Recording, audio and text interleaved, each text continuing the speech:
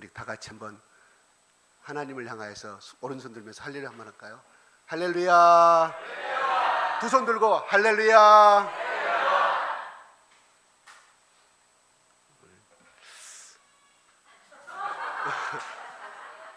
저기 위에 2층에서 우리 새싹들이 전부 다 저를 쳐다보고 있으니까 굉장히 제가 유압을 당합니다. 이게 중압감을 느끼고, 저 애들이 나를 쳐다보고 있으니까 저 친구들한테 내가 실망을 주면 안 되겠다, 이런 생각을 제가 순간 느끼게 되는 거예요.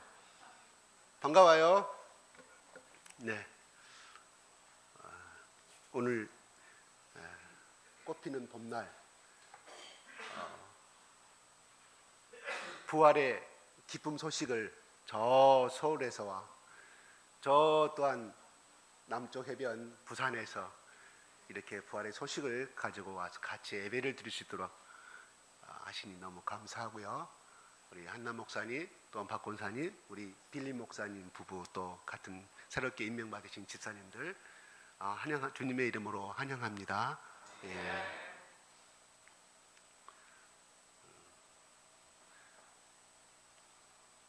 제가 국어사전에 이 부활이라는 단어를 찾아봤어요.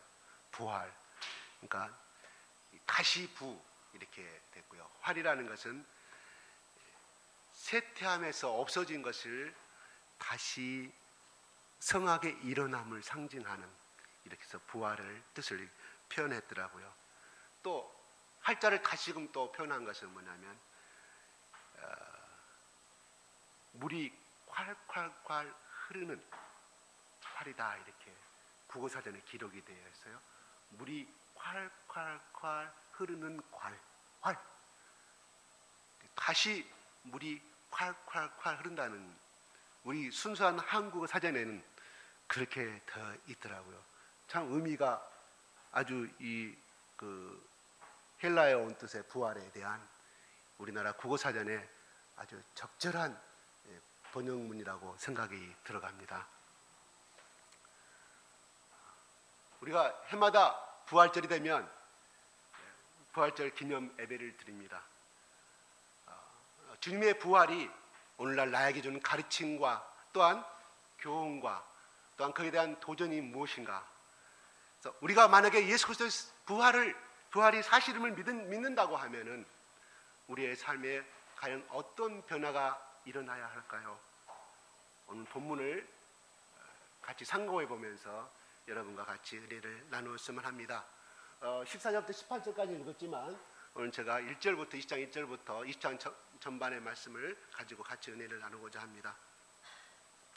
1절에 보게 되면 안식 첫날 일찍이 아직 어두울 때 막달라 마리아가 무덤에 와서 돌이 무덤에 옮겨진 것을 보고 이렇게 표현하고 있습니다. 이 내용대로 하면은 바로 예수님이 금요일날 돌아가시고 주일날 아침 새벽 미명에 막달라 마리아는 향을 준비해서 예수님이 시신에 바르려고 일찍이, 그래서 학자들은 이 시간대가 해가 뜨기 전, 그러니까 이스라엘 시간으로 한 새벽 5시쯤 됐을 거라고 이렇게 추측을 하고 있습니다. 십자가에 처참하게 돌아가시고 예수님의 죽음을 목격한 이들 가운데는 그동안 쌓인 인간의 애절한 정을 끊지 못해서 남은 정경과 사랑을 마지막으로 쏟아부으려는 사들이 있었습니다. 바로 그들 중에 한 사람이 바로 오늘 본문에 나오는 막달라 마리아입니다. 사개 복음서를 종합해 보면은 막달라 마리아와 야고보의 어머니 마리아와 살로메, 적어도 4명의 여인들이 무덤에 갔다고 표현하고 있습니다. 이 여인들은 예수님이 갈릴리 사역을 시작했을 때부터 물심양면으로 재물을 제공하고 장소를 제공하고 시간을 제공하고 예수 그리스도께서 3년 반 동안에 하나님의 사역을 감당하셨을 때 아끼지 않냐고 헌신했던 여인들이, 대표적인 여인들의 사람입니다. 그 중에 하나가 막달라 마리아였습니다. 이 여인들이 예수님을 따라 갈릴리에서 예루살렘까지 내려온 것을 보게 되면은 걸어서 약 일주일간 걸어야 할 그 사막의 길을 온 것을 바라보게 되면 얼마나 이들의 삶이 헌신적이었던 것을 간편적으로 우리에게 보여주고 있다는 것입니다. 이 여인들이 이른 아침에, 제가 오늘 본문 말씀에 의거해서 여인들이라는 표현을 표시하고요, 막달라 마리아에 대해서만 말씀을 드리고자 합니다. 예수님의 시신에 향품을 발라드리기 위해서 찾아오게 됩니다. 그런데 아버니 막달라 마리아가 발견한 것은 무덤 앞에 놓여져야 할 돌문이 비껴져 있었고, 또한 그곳에 있어야 할 시신이 보이지 않았다는 사실입니다. 다른 복음서에는 대제사장과 바리새인들이 빌라도 총독을 찾아가서 장사를 지낸다며 이야기입니다. 아리마대 요셉이 그들이 찾아가서 말합니다. 저가 살아생전에, 예수 그리스도 살아생전에 나는 죽은 지 3일 만에 다시 부활할 것이라고 말하였으니 예수의 제자들이 저 시체를 훔쳐서 우리 스승 제자 예수께서 살아나셨다고 흑색 선전을 할 수가 있고, 또한 로마의 통치에 반기를 들 수가 있으니 당신의 군사들을 동원하여서 3일을 지키게 만들고 그 다음에 그 돌문을 임봉하라고 말합니다. 그 임봉은 사람들이 도끼로 두들겨 패고 아무리 많이 해도 절대 뜯을 수 없는 돌문이었습니다. 그래서 빌라도는 그들의 간청을 허락하여 그렇게 로마의 군사들을 동원했고 돌문을 임봉했던 상황입니다. 그리고 막달라 마리아는 그 당시에 그 장면을 목격하고 3일째 되는 날 어찌하든 날새기가 바쁘게 그는 향품을 준비하여서 그 사랑하는 예수님의 시신에 자기의 헌신의 마지막 사랑을 표현하고자 왔었는데, 그가 발견한 것은 예수님의 시신은 없었고 텅 빈 무덤이었다는 사실입니다. 그래서 너무나 놀란 나머지 다시금 2절에 보게 되면 제자들에게 달려갑니다. 그 소식을 듣고 오는 사람들이 베드로와 또한 요한입니다. 요한이 나이가 좀 젊었는가 모르겠습니다. 먼저 도착을 했어요. 두드려보니 그는 안에 들어가지 못하고, 아마 겁이 있었는가는 모르겠습니다. 이렇게 쳐다보니까 없었습니다. 뒷길 달려오는 나서기 좋아하는 사도 베드로가 안에 들어가서 보니까 시신은 정말 보이지 않았고 세마포와 헝겊밖에, 수건밖에 남지 않은 것을 바라보게 됩니다. 그들의 반응은 어떠하였습니까? 10절에 보면 이에 두 제자가 자기들의 집으로 돌아가니라고 이렇게 요한은 기록하고 있습니다.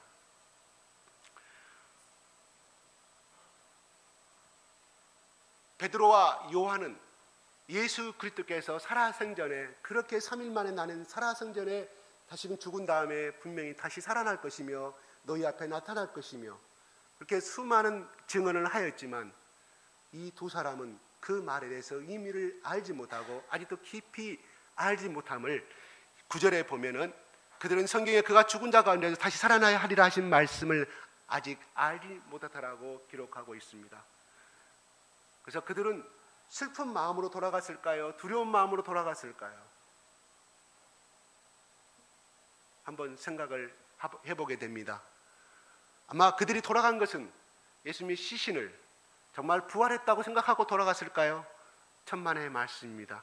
9절을 근거로 해보면 그들은 절대 믿지 아니하였고 아마 시신이 도둑말했다고 생각하고 체념하고, 두 번째는 더 이 빈 무덤에서 또한 그 해골 갈고리 언덕 부근에 있는 그 무덤을 찾아 헤매다가 다시금 로마 군사나 내지는 바리새인들에게 잡혀 죽을까 봐, 핍박당할까 봐 도망가는 이런 사실을 지금 기록하고 있다는 사실이에요. 그들이 겁이 많아서 도망하였더라, 집으로 도망하였다라고 사도 요한은 기록하지 아니하였지만 우리로 하여금 그것을 얼마든지 상상할 수 있게끔 유추해 놓은 기록을, 표현을 쓰고 있다는 사실입니다. 그렇지만 그들이 돌아가고 난 다음에 예수님의 사랑을 그렇게 많이 받았고 예수님의 존경을 그 사랑했던 막달라 마리아만큼은 혼자 홀로 서서 11절에 보게 되면 이렇게 말합니다. 무덤 밖에 서서 울고 있더니 이렇게 말합니다. 그는 그 사실을 발견한 다음에 이 여자는 하염없이 넋을 놓고 아마 엉엉엉 울었을 것입니다. 누가 가져갔는지 어떻게 해서 없어졌는지 모르는 그런 가운데서 절망 가운데 있을 때 무덤 안에서 인기척이 났는지 어쩐가 모르지만 우연히 마리아가 안을 바라보게 됩니다. 그의 눈에는 두 천사가 보였습니다. 방금 전까지는 보이지 아니하였고 어떻게 두 천사가 갑자기 나타났는지 아니면 슬픔에 너무 겨워서 우르느라고 못 봤는지 모르지만 두 천사가 그녀 앞에 나타나게 됩니다. 그녀가 그 두 천사가 말합니다. 여자여 어찌하여 우느냐고 말합니다. 답변합니다. 사람들이 내 주님을 옮기다가 어디에 두는 데가 알지 못한다고 통곡하면서 고백하고 있습니다. 바로 그 순간에 마리아가 뒤를 바라보게 됐을 때 예수께서 서 계셨지만 그는 슬픔에 자기 문제에 너무 빠져서 좌절감에 빠졌고 낭망에 빠져서 예수 그리스도를 알아보지 못합니다. 그런 마음을 아시는 예수께서 말합니다. 15절 같이 한번 읽어볼까요? 시작.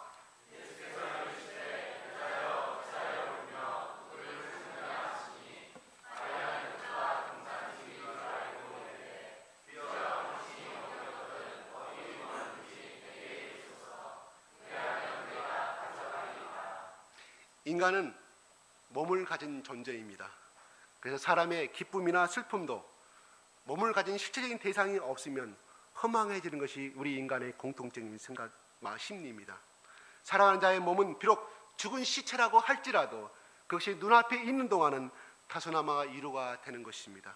그러나 시체마저 없어지면 걷잡을 수 없는 허탈감과 절망에 빠지는 것이 우리 인간의 심리입니다. 왜냐하면 살아가는 자의 임재가 더 이상 느껴지지 않기 때문입니다.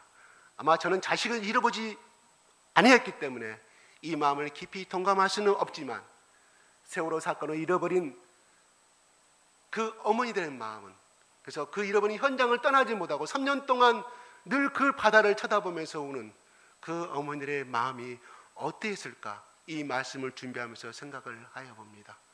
지금도 그 시신을 찾지 못한 9명의 어머니들은 목포항을 떠나지 못하고 지금도 행여나 오늘이나 내일이나 그 단 조그만 유골이라도 발견할 수 있을까 하는 바다를 쳐다보면서 절망 가운데 울면서 기다리는 모습을 우리는 매스컴을 통해서 잘 볼 수 있습니다.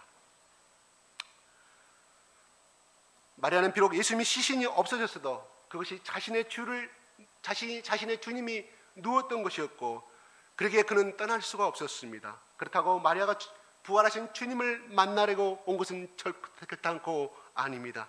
마리아는 참혹한 죽음을 당한 예수님의 시신 앞에서나마 시신의 발에 향유를 발라드리고 자신의 찢겨진 가슴을 풀고 이별의 아픔과 하는 동정과 슬픔을 쏟아붓기를 원했는지도 모릅니다. 마리아는 무덤 밖에 서서 한참 울다가 용기를 내어 몸을 구부려 무덤 속을 바라보게 되고 천사를 만나게 되는 것입니다. 누가복음 24장 5절에 이렇게 말합니다. 어찌하여 산 자를 죽은 자 가운데서 찾느냐고 천사들이 물었지만 마리아는 주께서 살아나셨다는 부활의 뜻을 빈 무덤에서 깨달을 수가 없었습니다. 사실 천사들이 물은 이유는 무엇일까요? 무엇 때문에 마리아에게 그 사실을 이미 알고 있으면서도 이렇게 질문하고 있을까요? 바로 천사들이 말하는 질문의 의미는 지금은 울 때가 아니다, 주님의 부활을 인하여 큰 기쁨으로 즐거워할 때임을 알리기 위함이었다는 것입니다. 예수님께서 마리아의 이름을 부를 때까지 그녀의 시선은 빈 무덤에 꽂혀 있었습니다. 그러다 문득 인기척을 느끼고 주님을 바라보게 되는 것입니다. 그처럼 애타게 보고 싶어한 주님이었건만 그가 전에 육신으로 계시던 예수 그리스도인지를 알아보지 못하는 것입니다. 그래서 예수 그리스도께서 말합니다. 마리아야 말씀하였을 때 그는 예수 그리스도가 동사한직인 줄 알고 예언합니다. 당신이 옮겼거든 어디 두는 내게 이르소서, 그리하면 내가 가져가리라고 말하고 있습니다. 어떻게 해서라도 예수님을 찾고자 하는 비장한 마음의 안타까움이 담겨져 있습니다. 그런데 마리아의 사랑과 헌신이 아무리 고결했어도 살아가신 예수님 스스로 알아보고 믿는 능력은 마리아에게는 없었습니다. 마리아는 처음부터 십자가에 못 박히신 나사렛 예수를 찾았지 부활하신 다시 살아나신 그리스도를 찾지 아니했기 때문입니다. 이렇듯 마리아의 시선은 빈 무덤에 고정하였지만 예수님의 시선은 마리아의 등 뒤에서 그녀의 등 뒤에서 끝없이 부어지고 있었습니다. 바로 등 뒤에서 자기를 사랑의 눈빛으로 바라보시는 살아계신 예수님을 의식하지 못하고 있는 마리아의 모습을 바라보게 됩니다. 16절 한번 같이 읽어볼까요? 시작.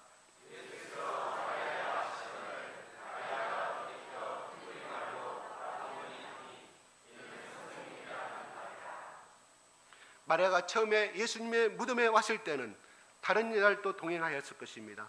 그러나 예수님이 나타나기 전에는 그들은 모두 돌아가고 마리아만 홀로 남았습니다. 예수님이 마리아를 부르신 때는 빈 무덤이라는 절망 속에 마리아의 슬픔이 가장 짙게 북받쳐 오를 때였던 것으로 생각해 봅니다. 이때 부활하신 주님이 마리아라고 다정히 부르십니다. 그 부름 속에는 마리아에 대한 주님의 짙은 사랑이 담겨 있습니다. 헬라말로 이름을 부른다는 것은 서로 안다, 인정한다는 그런 의미가 들어 있습니다. 다시 말씀드려서 이름을 부른다는 것은 진정한 만남을 이야기하고 서로의 진정한 관계를 가지는 것을 의미합니다. 요한복음 10장 3절을 한번 읽어볼까요? 시작.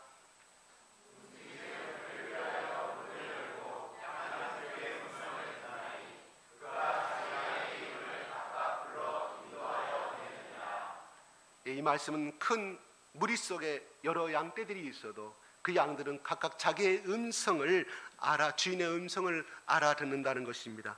마리아가 예수님의 음성을 듣는 순간 자기에게 말씀하시는 분이 예수님을 알게 됩니다.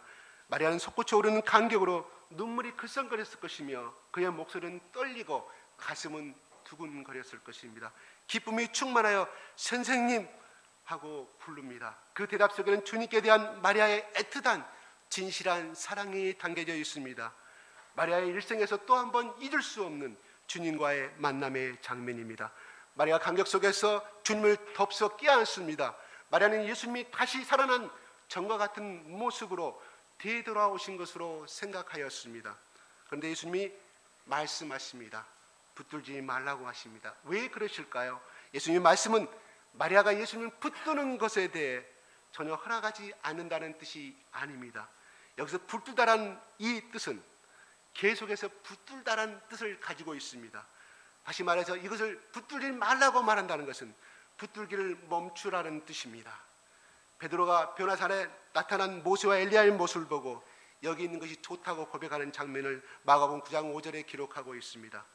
부활하신 주님을 만난 감격에 겨워 그분을 다시는 놓지 않겠다는 생각에 빠져있는 마리아의 마음을 상상해 보게 됩니다. 그래서 붙잡지 말라는 그 이유는 바로 아버지께로 아직 올라가지 못했기 때문이라고 말씀하고 있습니다. 왜냐하면 예수님이 하나님 보좌 우편에 올라가셔야만이 바로 약속하신 그 성령 하나님이 우리에게 임재하시고 존재하신다는 것입니다. 자기의 죄인됨을 인정하고 예수를 주로 영접하는 모든 자들에게 임하시기 위해서 성령 하나님이 아직 오지 아니하였기 때문에 내가 아버지 하나님께로 올라가야 하기 때문에 붙잡지 말라는 것입니다. 마리아가 붙잡은 이유가 무엇일까요? 이제 죽지 말고 우리랑 같이 영원토록 이 땅에서 삽시다. 이런 의미가 담겨 있다는 것입니다. 주님을 영접한 자들에게는 감동은 감격이 사명으로 바꾸어지게 됩니다. 18절 25절 공통적인 장면이 나옵니다. 마리아가 달려가서 제자들에게 말합니다. 내가 주를 보았다고 고백합니다. 25절 도마는 믿지 못하였다고 했을 때 10명의 제자들이 말합니다. 그 도마에게 말합니다. 우리가 주를 보았다고 증언하고 있습니다. 예수님이 마리아를 부르신 것은 빈 무덤을 향한 시선을 돌려 부활하신 주님을 바라보게 하기 위함이었습니다.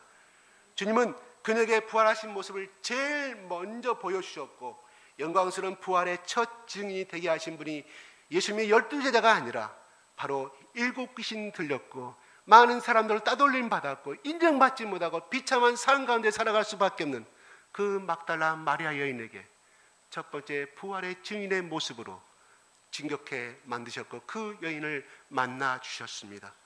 예수님을 모른다고 배반한 제자들, 무서워서 피신한 연약한 제자들을 그러나 예수님은 내 형제들이라고 부르십니다.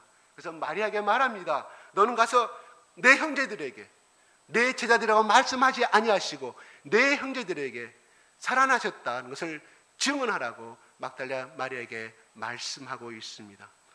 비록 그들이 기도할 시간에 기도하지 못했고 이 땅의 권력과 명예를 추구했고 주님을 따라다녔지만 그들은 자의정과 우정을 생각했던 그 마음으로 예수님은 십자가에 정말 결단하는 마음으로 올라가는 상황에서도 그들은 네가 윗자리에 앉을 것이냐 내가 아랫자리에 앉을 것이냐 서로 싸우고 올라가는 제자들이었습니다. 그렇게 속된 부족하고 연약하고 또 예수님의 예수님의 나의 그리스도이심을 부인했던 베드로를 향하여서 예수님이 말씀하십니다. 내 형제들이라고 예수님은 마리아에게 고백하고 있습니다.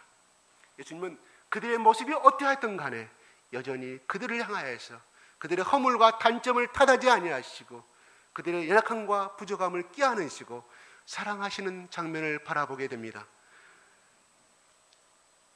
주님의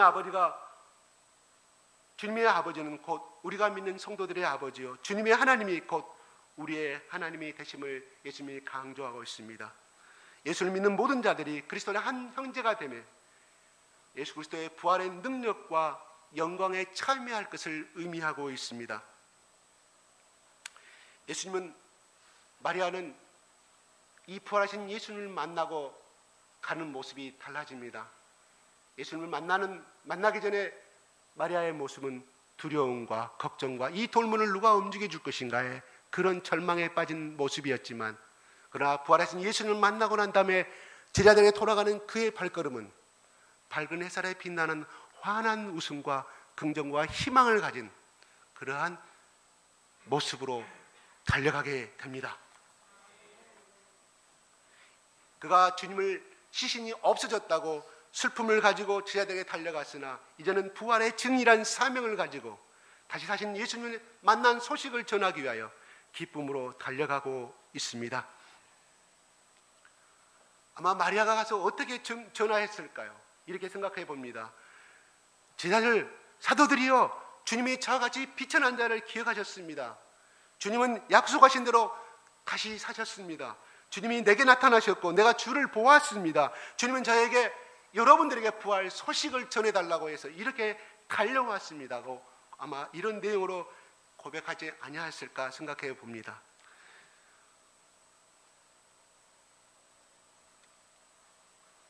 부활은 모습을 바라보게 됩니다. 결국은 그 11제자들은 어디에 가 있었을까요? 요한복음 21장에 바라보게 되면 갈릴리 바다 디베랴 호수에서 베드로를 비롯하여서 그 10명의 제자들이 열심히 그물을 내리고 고기를 잡는 모습 가운데서 예수님이 나타나시잖아요. 그래서 그들과 같이 고기를 먹고 그들과 같이 말합니다. 베드로야, 네가 나를 사랑하느냐? 네가 나를 사랑하느냐? 나를 사랑하느냐고 말합니다. 그 뜻은 뭡니까? 그 다음에 네가 나를 사랑한다고 하면 내 양을 먹이라, 내 양을 먹이라, 내 양을 먹이라고 말합니다. 이것은 예수 그리스도께서 맡기신 구원을 받아야 할 대상의 영혼들을 말씀해 주고 있습니다. 만약에 이 베드로에게 너는 가서 온 족속에 복음을 증거하고 온 세상에 나가서 복음을 증거하라고 했을 때 베드로가 이 말씀을 영접하였을까요? 아닙니다. 자기 슬픔과 좌절에서 예수님을 세 번 부인하였기 때문에 얼마나 그것도 맹세코 저주하면서 결단한 그 베드로에게 그 말씀을 그렇게 질문해야 된다고 했을 때 자기 문제에 빠진 베드로가 그 말씀을 받아들일 수 있었을까요? 예수님은 지혜로운 방법을 사용하십니다. 내 양을 먹이라고 3번 부탁하십니다. 그래서 베드로에게 사명을 맡기신 것을 우리는 잘 알고 있습니다. 주님은 마리아의 모든 고뇌와 아픔을 거두어주시려고 마리아 가장 비천하고 천한 여인을 향하여서 이름을 불러주셨습니다. 주님은 살아계실 때 삭개오에게 이름을 불렀고 또한 예수 그리스도의 제자들을 핍박한 사울을 향해서 이름을 불러주면서 그들의 모든 죄를 용서하시고 그들이 새 생명으로 거듭나게 하셨습니다. 주님은 오늘도 나의 등 뒤에서, 우리의 등 뒤에서 서 계시면서 나의 모든 슬픔과 눈물과 안타까움을 하나하나 깊은 동정으로 바라보고 계심을 믿으시기 바랍니다. 주님은 십자가를 지던 고난의 하나님이시기 때문에 우리의 연약함과 우리의 슬픔과 우리의 좌절을 누구보다 잘 아시고 우리를 동정하십니다. 그리고 나에게 순간순간 찾아오셔서 나를 부르시고 계신다는 사실입니다. 물론 지금은 육신으로 다가오는 것이 아니라 말씀으로, 때로는 성령의 감동으로, 혹은 환상으로도, 또한 천사의 모습으로 우리에게 다가오기도 합니다.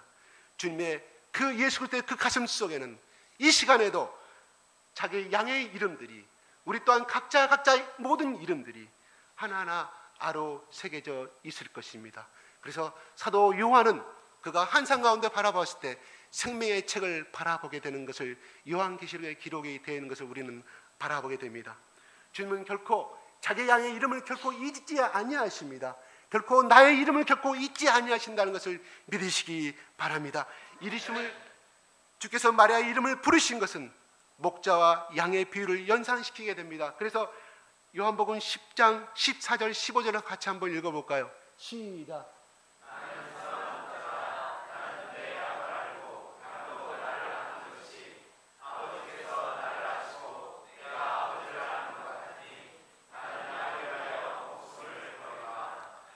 선한 목자라면 위험이나 어려움에 처한 자기 양을 부르지 않을 수가 없습니다. 양도 또한 자기 목자의 음성을 알아듣고 따라갈 것입니다.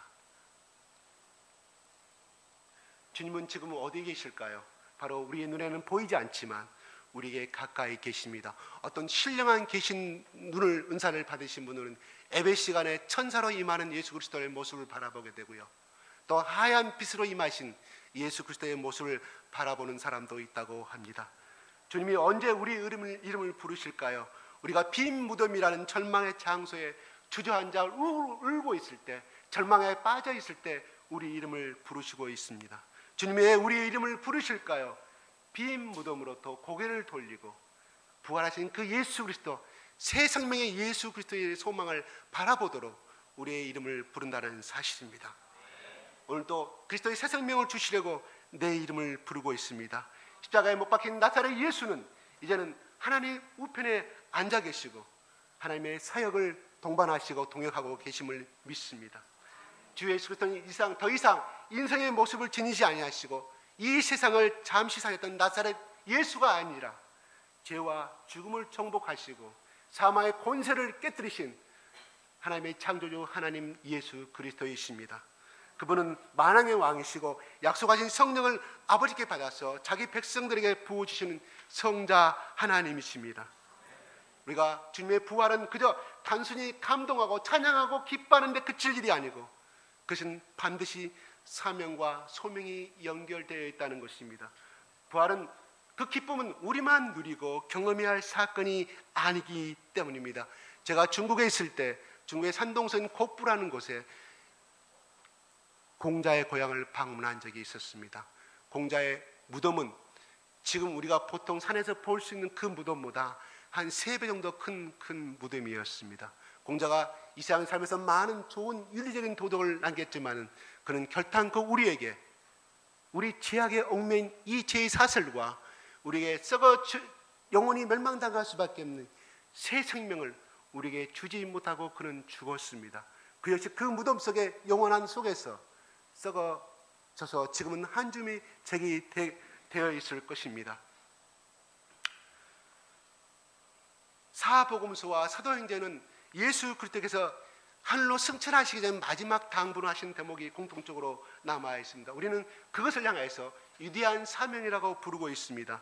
그래서 마가복음 16장 15절에 이렇게 말합니다. 너희는 온 천하에 다니면서 만민에게 복음을 전파하라고 말씀하였고, 마태복음 28장 19절 20절에 이렇게 말합니다. 내가 너희에게 분부한 모든 것을 가르쳐 지키게 하라고 말씀하고 있습니다. 또한 오늘 본문 20장에 보게 되면 너희에게 평강이 있을지어다, 아버지께서 나를 보내신 것 같이 나도 너희를 보내노라고 말씀하고 있습니다.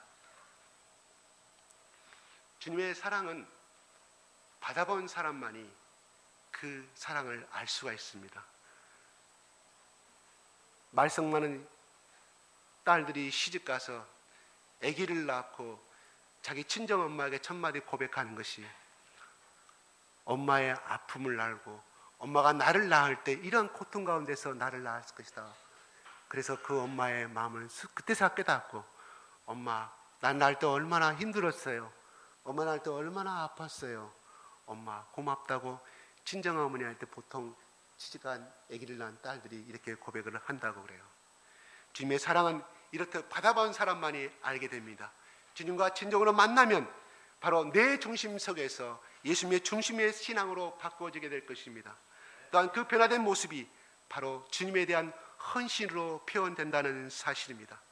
주님이 오늘날 우리에게 요구하시는 것은 그냥 부활절 기념만 예배를 하라고 요구하시겠습니까? 아닙니다. 바로 예수 그리스도의 제자들 뿐만 아니라 500명의 제자들에게 그리스도의 부활의 증인이 되라고 마지막 유언을 하시고 하늘로 승천하셨던 것처럼 오늘날도 죄악에 빠져있는 사람들을 향하여서 부활의 증인이 되기를 원합니다. 물론 이것은 전도도 될 수 있고 선교도 될 수가 있지만 작은 부활의 증인이 우리는 무엇이라 볼 수 있을까요?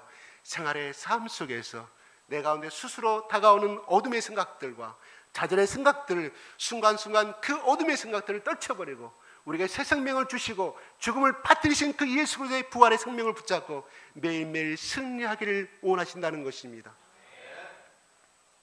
우리 모든 우리 교회의 사람들이 새롭게 부활절 맞이하여서 2000년 전에 나를 위해서 부활하시고 그래서 하늘로 승천하셔서 지금도 우리와 함께 계시기를 원하시고 우리의 이름을 지금도 부르기를 원하시고 지금 부르고 계시는 예수님의 사랑의 음성을 듣고 우리의 매일매일의 삶 속에서 예수의 이름으로 승리하는 우리 모두가 되었으면 좋겠습니다. 기도하겠습니다.